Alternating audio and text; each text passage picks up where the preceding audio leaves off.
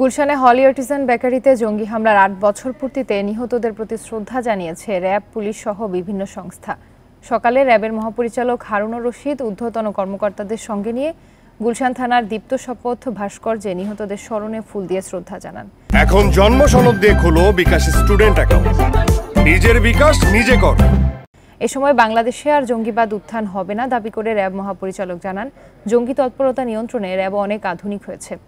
সামাজিক যোগাযোগ মাধ্যমে জঙ্গিরা তৎপরতা চালালেও তৎপর রয়েছে র্যাব। এছাড়া পলাতক জঙ্গিদের নজরদারির মধ্যে রাখা হয়েছে। পরে হলি আর্টিজান বেকারিতে জঙ্গি হামলায় নিহতদের প্রতি শ্রদ্ধা জানান ডিএমপি কমিশনার হাবিবুর রহমান। এ সময় তিনি বলেন, জঙ্গিবাদ বৈশ্বিক সমস্যা, এ বিষয়ে অন্য দেশের চাইতে ভালো অবস্থানে বাংলাদেশে। র্যাব এখন একটা আধুনিক, দক্ষ এবং পেশাদার বাহিনী, এবং আমরা আমাদের যে সক্ষমতা রয়েছে, আমি আপনাকে শুধু এই কথা বলতে চাই যে ভবিষ্যতে এই ধরনের কোনো উগ্র মৌলবাদ বা উগ্র জঙ্গিবাদ, সন্ত্রাস কখনোই এই দেশে মাথাচাড়া দিয়ে উঠতে পারবে না।